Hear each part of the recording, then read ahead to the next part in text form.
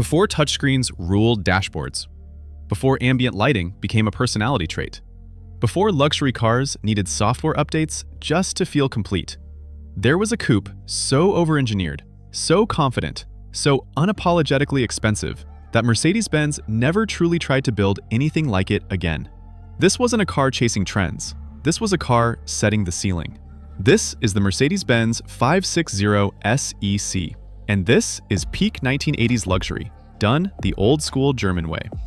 In the early 1980s, Mercedes-Benz wasn't competing. They were dominating. They didn't care about Nürburgring lap times. They didn't care about drag races. They didn't care about being flashy or youthful. Their philosophy was brutally simple. Build the best car in the world, period. No compromises, no cost targets, no shortcuts. That mindset gave birth to the W126 S-Class, and sitting at the very top of that lineup was the SEC Coupe. 2 doors, frameless, pillarless windows, and a presence that made even Rolls-Royce owners pause. The 560 SEC didn't shout wealth, it assumed it. Under the hood sat the M1175.6 liter naturally aspirated V8. A single overhead cam aluminum V8 built with one goal in mind: effortless longevity. In European trim, it made just under 300 horsepower. US models were detuned for emissions, but torque remained strong and smooth. This wasn't about chasing red lines. This wasn't about drama. This was about rolling authority. 0 to 60 came in the mid 6-second range, impressive for a car this large in the 1980s. And once it reached speed, it stayed there. Autobahn cruising at triple digits for hours wasn't impressive to this car. It was expected. No vibration, no stress, no sense of urgency.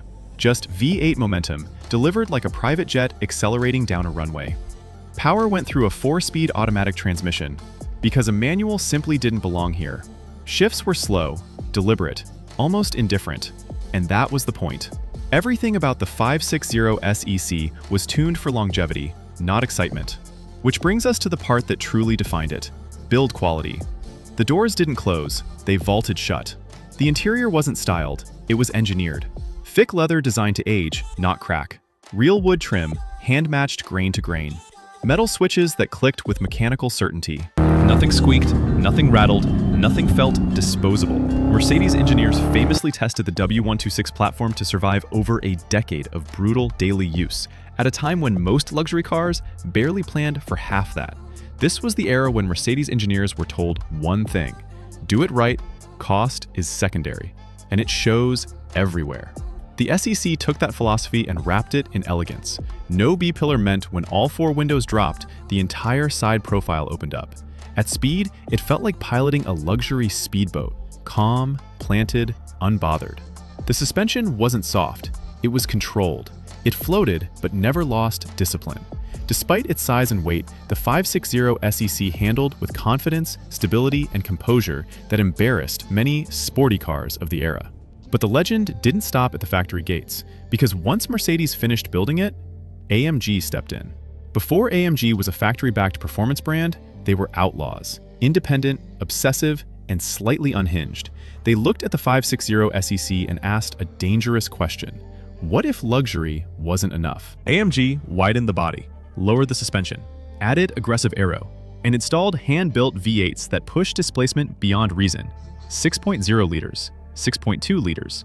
Custom-built engines producing 375 horsepower or more. Numbers that could embarrass Ferraris in a straight line. And they did it while the cabin remained silent, leather-lined, and perfectly composed. These weren't fast luxury coupes. They were fast, full stop. The wide-body AMG SEC became an icon of excess. Wall Street executives, European elites, celebrities, and yes, people with questionable professions. If you had money in the 1980s and didn't need to announce it loudly, this was the car. But here's what most people misunderstand. The 560 SEC was never about showing off. It was about confidence. It didn't need spoilers. It didn't need aggressive badges. It didn't need gimmicks. It simply existed at a level few cars could touch. And that's why it still matters today. Modern luxury cars are quicker, more powerful, loaded with technology, but very few feel special in the same way.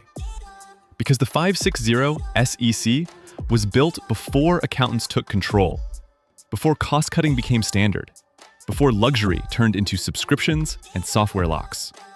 Every component was designed to last decades, not lease cycles. That's why you still see 560 SECs today, with 400,000 or 500,000 kilometers running original drivetrains. Try that with a modern luxury coupe. Collectors have noticed. Values are climbing. Clean examples are disappearing.